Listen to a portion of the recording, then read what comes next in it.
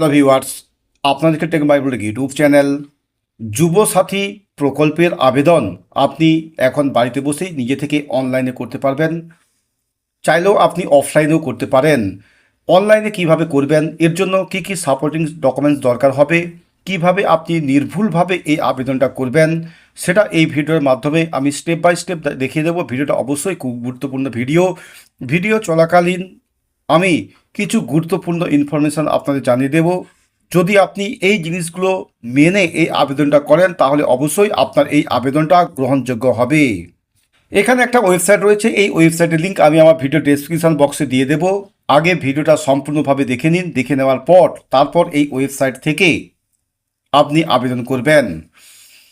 এই ওয়েবসাইটটা ওপেন করার পর এখানে দেখবেন দুটো লোগো আপনি দেখতে পাবেন, যেখানে রয়েছে স্বনির্ভর বাংলা এবং রয়েছে আপনার এছাড়া রয়েছে আপনার বাংলা যুবসাথী। এই যুবসাথীর ডান পাশে দেখবেন ক্লিক টু অ্যাপ্লাই এবং এখানে লাল রঙের উপরে সাদা লেখা নিউ বলে একটা ব্লিঙ্ক করছে, জাস্ট এখানে আপনাকে ক্লিক করতে হবে। এরপর দেখবেন এইরকম একটা পেজ ওপেন হবে।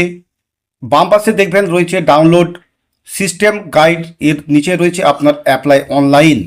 ডান পাশে রয়েছে এই আবেদন করার সময় আপনার কি কি সাপোর্টিং ডকুমেন্টস দরকার হবে এবং এই সাপোর্টিং ডকুমেন্টসগুলোর একটা নির্দিষ্ট সাইজ অর্থাৎ কেবি বলে দেওয়া হয়েছে এবং যে ডকুমেন্টসগুলো এখানে আপনি আপলোড করবেন সেই সমস্ত ডকুমেন্টসগুলোকে অবশ্যই পিডিএফ হতে হবে। এখানে যে অ্যাপ্লাই অনলাইন অপশান রয়েছে এখানে আমি ক্লিক করলাম। এরপর দেখবেন এইরকমই একটা পেজ ওপেন হবে যেখানে রয়েছে অ্যাপ্লিক্যান্ট লগ ইন। এখানে আপনার ব্যাংকের সঙ্গে যে মোবাইল নম্বরটা লিঙ্ক করা রয়েছে অথবা আপনার আধার কার্ডের সঙ্গে যে মোবাইল নম্বরটা লিঙ্ক করা রয়েছে সেই মোবাইল নম্বরটা এখানে বসাবেন। এরপর এখানে যে ক্যাপচা কোডটা রয়েছে এই ক্যাপচা কোডটা এখানে দেখে দেখে বসাবেন। তারপর এখানে গেট ওটিপি অথবা সিক্রেট যে পিন রয়েছে এখানে আপনি ক্লিক করবেন। এরপর দেখবেন এরকম একটা মেসেজ শো করবে, new secret pin is sent to your register mobile number. এখানে যে ওকে বাটন রয়েছে ওকে বাটনে ক্লিক করবেন। আপনার মোবাইলে যে 6 ডিজিট ওটিপি যাবে সেই ওটিপিটা বসাবেন। তারপর এখানে রয়েছে ভেরিফাই পিন, এখানে ক্লিক করবেন। এরপর দেখবেন একটা অ্যাপ্লিকেশান ফর্ম ওপেন হবে। এই যে অ্যাপ্লিকেশান ফর্মটা রয়েছে এই ফর্মটা আপনাকে সম্পূর্ণ সঠিকভাবে ফিল আপ করতে হবে, কোনো কিছু আপনি মিস্টেক করবেন না। যদি মিস্টেক করেন তাহলে আপনার এই আবেদনটা বাতিলও হলেও হতে পারে। এখানে মোট 3টে সেকশন রয়েছে, যেমন প্রথমে রয়েছে বেসিক ডিটেলস, এরপর রয়েছে ডকুমেন্টসের একটা পোর্শন, তারপর রয়েছে ফাইনাল সাবমিট। যে নাম্বারটি আপনি লগ ইন করেছেন সেই নাম্বারটা আপনি এখানে দেখতে পাবেন। এরপর আপনার যে আধার কার্ডের নম্বর রয়েছে সেই আধার কার্ডের নম্বরটা এখানে বসাবেন। এরপর এখানে রয়েছে ফার্স্ট নেম, মিডল নেম এবং লাস্ট নেম। এখানে ফার্স্ট নেম এবং লাস্ট নেম এই দুটো বক্স কিন্তু আপনার ম্যান্ডেটরি, কারণ এখানে লাল রঙের অ্যাস্টেরিক মার্ক দেওয়া রয়েছে।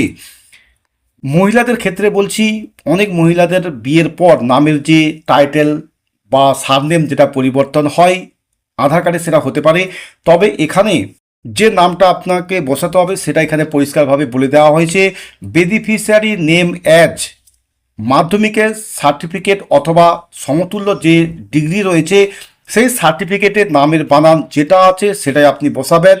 বিয়ের আগে নামের বানান যেটা আছে সেটাই আপনি বসাবেন। এরপর এখানে রয়েছে মোবাইল নাম্বার, পরিষ্কারভাবে বলে দেওয়া হয়েছে লিঙ্কড উইথ ব্যাঙ্ক অ্যাকাউন্ট। প্রথমে যখন আমি লগ ইন করেছি তখন আমি এখানে আমার যে আধার কার্ডের সঙ্গে যে মোবাইল নম্বর লিঙ্ক করা রয়েছে সেটা দিয়ে আমি ওপেন করেছি। আর যদি আপনি অন্য কোনো নাম্বার দিয়ে লগ ইন করেন তাহলে এখানে আপনার আধার কার্ডের সঙ্গে যে মোবাইল নম্বরটা লিঙ্ক করা রয়েছে সেই নাম্বারটা এখানে বসাবেন। এখানে ইমেল আইডি যদি থাকে তাহলে আপনি দেবেন, আর যদি না থাকে তাহলে দেওয়ার কোনো দরকার নেই। এরপর এখানে রয়েছে আবেদনকারীর জেন্ডার, এখানে মেল অথবা ফিমেল এই দুটো সিলেক্ট করে নেবেন। এবং এখানে যে ডেট অফ বার্থ রয়েছে এই ডেট অফ বার্থটা আপনি আপনার যে মাধ্যমিকের সার্টিফিকেট রয়েছে সেই সার্টিফিকেট অনুযায়ী এখানে বসিয়ে নেবেন। এখানে এজের ক্ষেত্রে একটা রেস্ট্রিকশান রয়েছে, অলরেডি আপনারা জানেন, যেটা 1/4/2026 অনুযায়ী যিনি আবেদনকারী রয়েছেন সেই আবেদনকারীর বয়স 21 থেকে 40 হতে হবে। 21-এর নিচে অথবা 40-এর বেশি হলে তিনি এই আবেদনটা করতে পারবেন না। এখানে আবেদনকারীর বাবার নামটা বসে নেবেন, আবেদনকারীর মায়ের নামটা বসে নেবেন এবং স্পাউস নেমের ক্ষেত্রে অর্থাৎ বিবাহিত ছেলে অথবা মেয়ের ক্ষেত্রে বলছি, যার ক্ষেত্রে যেটা হবে অলরেডি আপনারা জানেন সেটা লিখে নেবেন। এরপর এখানে রয়েছে category general, SC, ST, OBC, যার ক্ষেত্রে যেটা হবে সেটা বসে নেবেন। এবং রয়েছে ম্যারিটাল স্ট্যাটাস, এখানে অনেকগুলো অপশান রয়েছে, 4টে অপশান, যার ক্ষেত্রে যেটা হবে সেটা সিলেকশান করে নেবেন। এরপর এখানে রয়েছে কন্ট্যাক্ট ডিটেলস। এখানে হাউস অবলিক দিয়ে প্রিমিসেস নাম্বার বলে একটা অপশান রয়েছে। অনেকেই একটা জিনিস চিন্তা করছে যে এখানে হাউস নাম্বার বলতে কি চাওয়া হয়েছে। এখানে যিনি আবেদনকারী রয়েছেন সে আবেদনকারীর কাছে অবশ্যই ভোটার কার্ড রয়েছে। আবেদনকারীর ভোটার কার্ড থেকে আপনি ভোটার লিস্টটা ডাউনলোড করে দেবেন। ভোটার লিস্টেই দেখবেন আবেদনকারীর বাড়ির নাম্বারটা লেখা থাকে, যেটা এন দিয়ে 4টা নাম্বার থাকে। সেই নাম্বারটা এখানে বসে নেবেন। আবেদনকারীর ভিলেজ যে নামটা রয়েছে সেটা সিলেকশন করে দেবেন, পোস্ট অফিসটা লিখে নেবেন এবং এখান থেকে ডিস্ট্রিক্টটা সিলেক্ট করে নেবেন। ডিস্ট্রিক্ট সিলেকশন করলে আপনার এখানে ব্লক অথবা মিউনিসিপ্যালিটি যার ক্ষেত্রে যেটা হবে সেটা সিলেকশন করবেন। সেই হিসেবেই আপনি এখানে ব্লক অবলিক দিয়ে মিউনিসিপ্যালিটি বা কর্পোরেশনের যে অপশানগুলো দেখতে পাবেন সেটা সিলেকশন করে নেবেন। এখানে ড্রপ ডাউন বক্স রয়েছে। এরপর ঠিক একইভাবে এখানে পুলিশ স্টেশনের ক্ষেত্রেও আপনার ড্রপ ডাউন বক্স রয়েছে। পুলিশ স্টেশনের নামটা আপনার শো করবে, এখান থেকে সিলেকশন করে নেবেন। এরপর এখানে আপনার জিপি অর্থাৎ গ্রাম পঞ্চায়েত অথবা ওয়ার্ড যে রয়েছে সেটাও আপনি দেখতে পাবেন। এখানে ড্রপ ডাউন বক্স থেকে সিলেকশন করে নেবেন। আপনার যে পিনকোড রয়েছে সেই পিনকোডটা বসে নেবেন এবং এখানে বাই ডিফল্ট ওয়েস্ট বেঙ্গল এটা অটোমেটিক থাকবে। এরপর দেখবেন এখানে রয়েছে এডুকেশনাল ডিটেলস। এখানে মাধ্যমিক অর ইকুইভ্যালেন্ট এক্সামিনেশন ডিটেলস বলে দেওয়া হয়েছে। এখানে বোর্ডের নাম রয়েছে, রোল নাম্বার এবং ইয়ার কত সালে পাস করছে সেটা লিখতে হবে। এই বোর্ডে যখন ক্লিক করবেন তখন দেখবেন এখানে রয়েছে আপনার মোট 5টা অপশান, বিএসসি এবং সিবিএসই, আইসিএসই অথবা ডব্লিউবিবিএমই। এগুলো থেকে যারা পাস করবে মাধ্যমিক বা সমতুল্য সেটা সিলেকশন করে নেবেন। আর যদি এই সমস্ত বোর্ড থেকে কেউ পাস না করে অন্য কোনো জায়গা থেকে করে থাকে, যেমন কোনো ওপেন ইউনিভার্সিটি হতে পারে বা ওপেন স্কুল থেকে কেউ যদি মাধ্যমিক পাস করে থাকে, তাহলে সেক্ষেত্রে আদার্সটা সিলেক্ট করে তার সার্টিফিকেট অর্থাৎ অ্যাডমিট কার্ডে যে রোল এবং নাম্বার রয়েছে এবং যে পাসিং ইয়ার সেটা এখানে বসিয়ে নেবেন। এরপর এখানে রয়েছে এডুকেশনাল কোয়ালিফিকেশান হাইয়েস্ট, সর্বোচ্চ কতদূর পর্যন্ত আপনি পড়াশুনো করেছেন। এখানে মাধ্যমিক পর্যন্ত কিন্তু আপনার চাওয়া হয়েছে, তাই বলে এটা নয় যে আপনি যদি গ্র্যাজুয়েশন করে থাকেন অথবা পোস্ট গ্র্যাজুয়েট ডিগ্রি অথবা পিএইচডি করে থাকেন তাহলে কিন্তু আপনি এখানে অ্যাপ্লাই করতে পারবেন। এখানে যে শর্ত বলে দেওয়া হয়েছে সেই শর্ত অনুযায়ী এখানে যদি আপনার হায়ার এডুকেশান এইচএস হয় তাহলে এইচএস বসে নেবেন অথবা গ্র্যাজুয়েট বা পোস্ট গ্র্যাজুয়েট সেটা আপনি বসে নেবেন। বর্তমানে আপনি কি করেন, প্রেজেন্ট অকুপেশন, সেটা অবশ্যই আপনি এখানে মেনশান করে দেবেন। এরপর এখানে রয়েছে ব্যাঙ্ক অ্যাকাউন্ট ডিটেলস, যেখানে পরিষ্কারভাবে বলে দেওয়া হয়েছে আধার লিঙ্কড। আগে এটা জেনে নিই, তারপর আমি আপনাদের বলছি এই আধার লিঙ্কড ব্যাঙ্ক অ্যাকাউন্ট এটা অ্যাকচুয়ালি কি।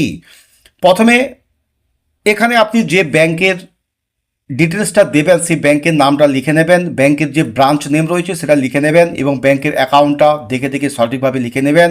আইএফসি কোডটা আপনি এখানে দেখে দেখে লিখে নেবেন।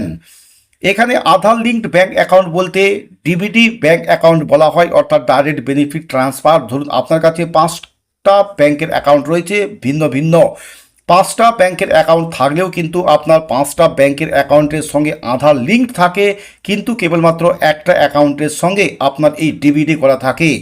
এই ডিবিডি অ্যাকাউন্টটাই আপনাকে এখানে দিতে হবে। হয়তো আপনি ভাবছেন ডিবিডি অ্যাকাউন্টটা কি, সেটা নিয়ে অলরেডি আমার চ্যানেলের মধ্যে একটা ভিডিও রয়েছে, সেই ভিডিওর লিঙ্ক ভিডিও ডেসক্রিপশন বক্সে দিয়ে রেখেছি, আপনি দেখে নেবেন আপনার কোন ব্যাংকের অ্যাকাউন্টটা ডিবিডি অ্যাকাউন্ট এবং সেই ডিবিডি অ্যাকাউন্টটাই আপনি এখানে দেবেন। এরপর রয়েছে এখানে আপনি আগে অন্য কোনো ফাইন্যান্সিয়াল অ্যাসিস্ট্যান্স পেয়েছেন কিনা, সেটা ইয়েস অথবা নো সেটা এখানে মেনশান করে নেবেন। মেনশান করে নিয়ে এখানে যে ডিটেলসগুলো আপনি বসেছেন সমস্ত ডিটেলসগুলো একবার ভালো করে সঠিকভাবে চেক করে নেবেন। তারপর এখানে যে সেভ বেসিক ডিটেলস রয়েছে এখানে আপনি ক্লিক করবেন। এরপর 2 নম্বর যে স্টেপ রয়েছে অর্থাৎ ডকুমেন্টস আপলোড করার জন্য, দেখবেন এখানে একটা বক্স রয়েছে ডকুমেন্ট টাইপ। এখানে যখন ক্লিক করবেন তখন দেখবেন এখানে যে লিস্টগুলো দেওয়া রয়েছে প্রত্যেকগুলো আপনাকে এখানে আপলোড করতে হবে। অর্থাৎ এখানে মোট 8টা ডকুমেন্ট এখানে আপলোড করতে বলা হয়েছে, যেখানে আবেদনকারীর ফটো এবং সিগনেচার ব্যতীত মোট 6টা ডকুমেন্ট পিডিএফ আকারে আপলোড করতে হবে। ফটো এবং সিগনেচার জেপিজি অথবা পিএনজি আকারে আপলোড করবেন। এখানে যে ড্রপ ডাউন বক্স রয়েছে এই ড্রপ ডাউন বক্সে আপনি ক্লিক করবেন, মাধ্যমিক অর ইকুইভ্যালেন্ট অ্যাডমিট কার্ড আপনি সিলেকশন করবেন। তারপর এখানে চুজ ফাইলে ক্লিক করবেন। এখানে যে ডকুমেন্টটা আপনি বসাবেন অর্থাৎ চুজ করবেন, তারপর ডান পাশে দেখবেন রয়েছে সেভ ডকুমেন্ট বলে একটা অপশান, এখানে আপনি ক্লিক করবেন। এখানে একটা এরর মেসেজ শো করছে যে file should be less than 300 কেবি, অর্থাৎ যে ডকুমেন্টটা আপনি আপলোড করবেন পিডিএফ, সেই ডকুমেন্টটা 300 কেবির মধ্যে হতে হবে, বেশি হলে আপনার নেবে না। ডকুমেন্টটা আপলোড হওয়ার পর দেখবেন এখানে একটা লেখা শো করবে ডকুমেন্ট আপলোড সাকসেসফুলি, তারপর এখানে ওকে বাটনে ক্লিক করবেন। এইভাবে এখানে যে 6টা পিডিএফ চাওয়া হয়েছে, 6টা পিডিএফ আপনি সঠিকভাবে আপলোড করে নেবেন। অবশ্যই পিডিএফগুলো যেন আপনার ভিজিবল হয়, অর্থাৎ হেজি পিডিএফ আপনি আপলোড করবেন না, তাহলে আপনার এই পিডিএফটা পড়তে অসুবিধা হবে।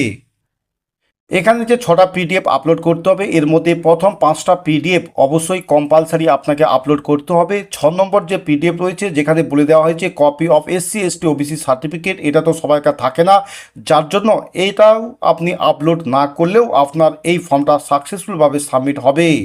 এখানে দেখবেন ডান পাশে আপনার রয়েছে ভিউ ডাউনলোড এনক্লোজার, অর্থাৎ যে ডকুমেন্টগুলো আপনি আপলোড করছেন সেই ডকুমেন্টগুলো আপনি দেখার একবার সুযোগ পাবেন। যদি ভুল ডকুমেন্ট আপলোড করেন তাহলেও কিন্তু আপনি পুনরায় আবার সেই ডকুমেন্টটাকে আপলোড করতে পারবেন।